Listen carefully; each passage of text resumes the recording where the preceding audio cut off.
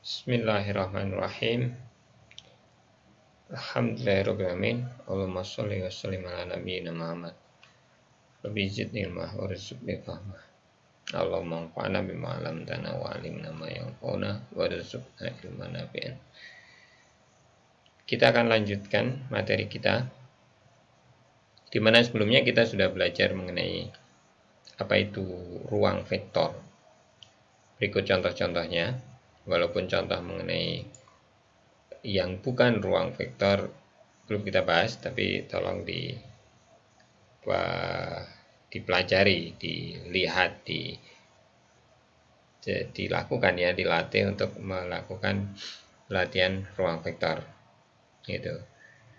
Nanti kita lanjutkan, saya akan review dulu materi yang akan kita bahas. Ini semua berkaitan dengan ruang vektor.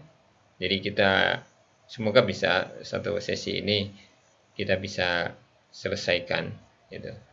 Pertama kita akan bahas namanya ruang bagian, ya, ruang bagian. Kemudian kita bahas nanti ya contoh-contoh. Kemudian ada kernel atau null space dari matrik. Ini kaitannya dengan SPL, penjelasan SPL. Kemudian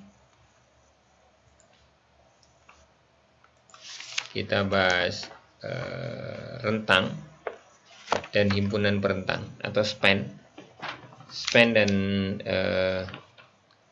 spanning set, span dan spanning set, ya. Dan nanti ada beberapa teorema yang kita akan bahas. Ini definisi dari himpunan perentang itu. Kemudian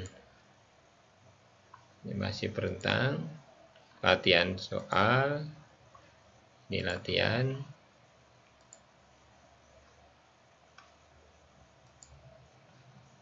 Kebebasan linear. Kebebasan linear, kalau melihat ini dia subbab ketiga, ruang bagian subbab kedua. Saya nggak tahu kenapa kebebasan linear menjadi subbab, sedangkan rentang perentang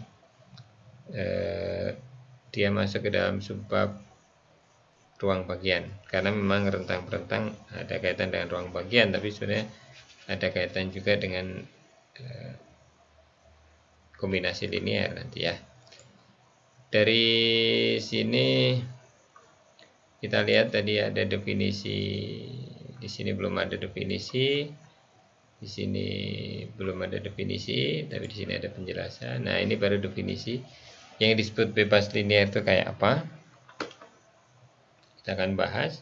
Kemudian ini definisi bergantung linear atau tak bebas linear.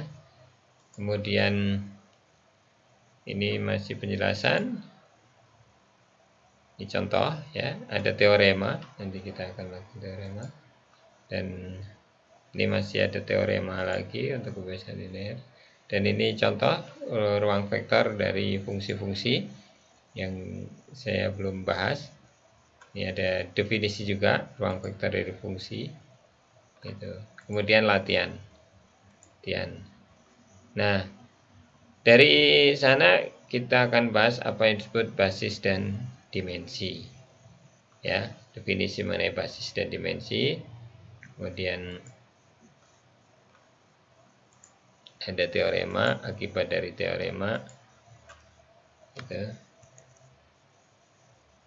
Kemudian teorema lagi, ada teorema 344. Nah, kemudian nanti ada istilah basis baku. Gitu. Apa itu basis baku? Nah, baru di sini perubahan basis. Sepertinya pertemuan kita sampai basis baku. Jadi akan kita jelaskan dalam bentuk penjelasan cepat dan keterkaitan antara satu dengan yang lainnya.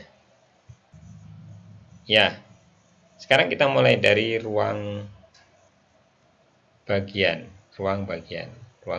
Di sini ada definisi ya. Anda baca contohnya. Kemudian saya akan jelaskan definisinya saja nanti, tapi Anda sambil baca, sebelumnya baca contohnya. Jika S adalah himpunan, subhimpunan tak kosong dari suatu ruang vektor V, dan S memenuhi syarat berikut: alpha kali X elemen S, jika X elemen S, untuk sembarang skalar alpha. X plus Y elemen S, untuk X dan Y elemen S, maka S disebut ruang bagian atau disebut subspace gitu ya. Maka S disebut ruang bagian atau subspace. Kita lihat ruang bagian. Tapi kita lihat dulu ruang vektor. Apa itu ruang vektor? Kembali ya. Ruang vektor.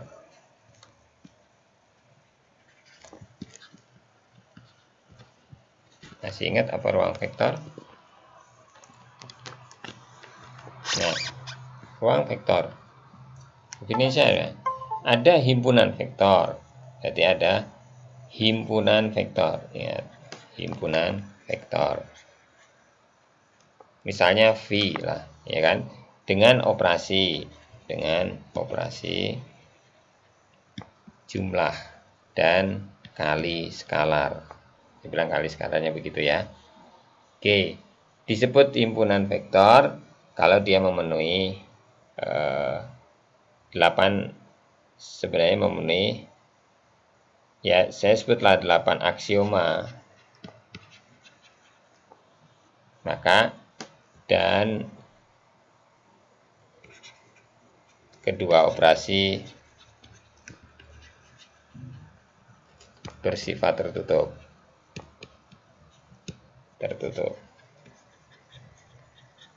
Nah, saya bisa bilang bahwa saya balik. Suatu himpunan vektor V dengan operasi jumlah dan kali skalar yang bersifat tertutup, kedua operasi tersebut, dan dia memenuhi 8 aksioma, nah gitu, 8 aksioma.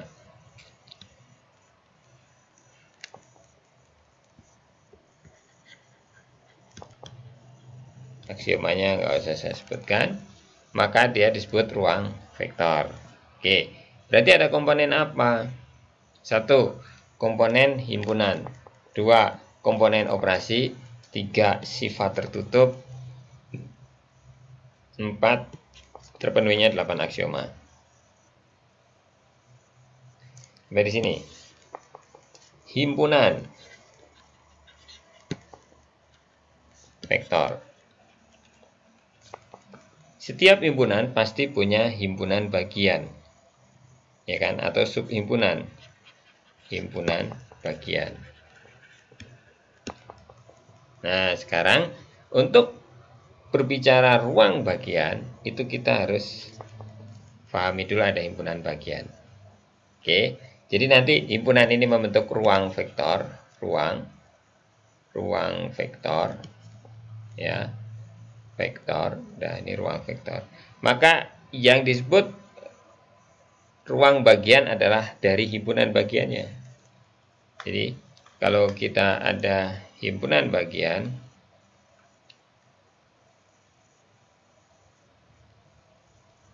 maka ini nanti akan membentuk ruang bagian. Nah, cuman syaratnya gimana ruang bagian? Jadi, kalau himpunan vektor membentuk ruang vektor, himpunan bagian dari vektor ini, jadi himpunan bagian dari vektor ini juga bisa membentuk ruang bagian dari ruang vektornya. Cuman syaratnya sederhana. Operasi di dalam himpunan ini, bersifat tertutup.